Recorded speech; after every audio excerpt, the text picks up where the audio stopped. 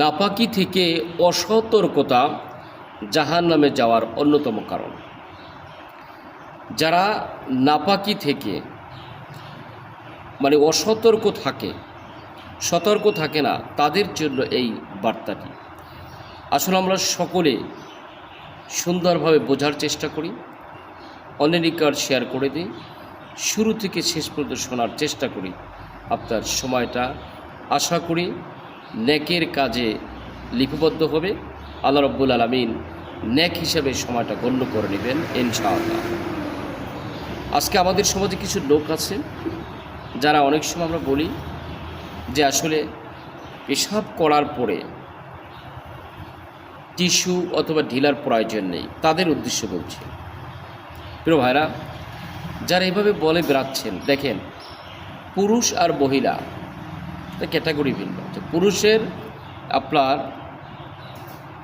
যখন পেশাব করার পরে পুরোপুরি ক্লিয়ার হয় না, ওখান থেকে ফোঁটা ফোঁটা বের হয় পুরুষের যে ছিদ্র দিয়ে। এজন্য ঢিলা অথবা টিস্যু নিয়ে কিছু সময় হাঁটাহাঁটি না হোক অথবা একটু লাড়াচাড়া করলে একটু এক কথায় এমন অঙ্গভঙ্গি প্রদর্শন করলাম বা এমনই করলাম বৈধতার ভিতর দিয়ে, যার মাধ্যমে এটা ক্লিয়ার হয়। ক্লিয়ার হলে তারপরে পানি ব্যবহার করতে হবে।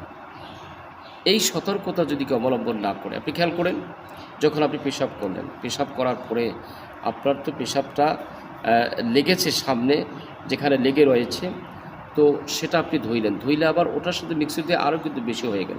ওটা আপনার পোশাকে লাগলো, পাজামায় লাগলো, লুঙ্গিতে লাগলো, লাগার পরে কিন্তু আসলে এটা কি হয়ে গেল, এটা নাপাকি হয়ে গেল। আর যেহেতু নামাজের অন্যতম খরচ হলো পোশাক পরিচ্ছেদ পাক, যদি আপনার পোশাক পাক না হয় তাহলে আপনার নামাজ কিন্তু হবে না, যেটা ফরজ। অতএব আসুন, আর এই অসতর্কতার জন্য, এই যে অসতর্ক, যে আমরা আজকে পেশাবের সময়, পেশাব পায়খানার সময় যারা অসতর্ক থাকি, তাদের জন্য আরেকটি বার্তা।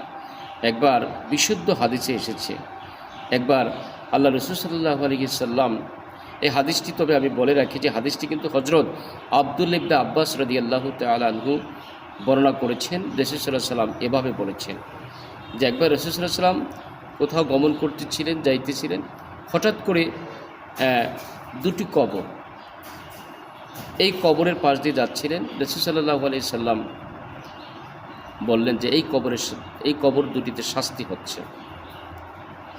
তেমন রাসূল সাল্লাল্লাহু আলাইহি সাল্লাম বললেন যে তাদের বড় কোনো গুনাহের জন্য শাস্তি হচ্ছে না, ছোট দুটি গুনাহ, যেটা আমরা অনেক সময় গুনাহই মনে করি না।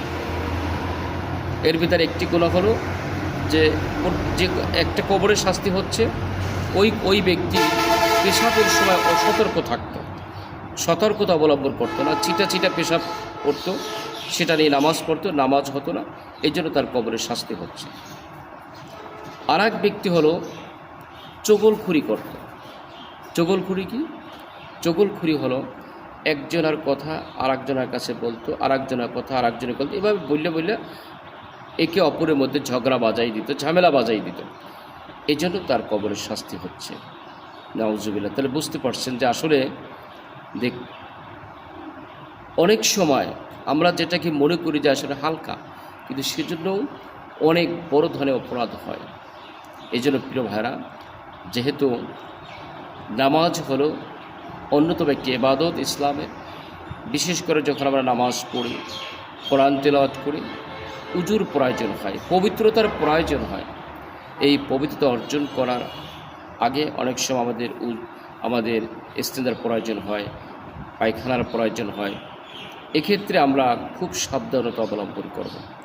আপনি পবিত্র হয়ে ঠিকঠাকভাবে নামাজ পড়বেন, দেখবে আপনি নামাজে মন টেকছে, ভালো লাগে।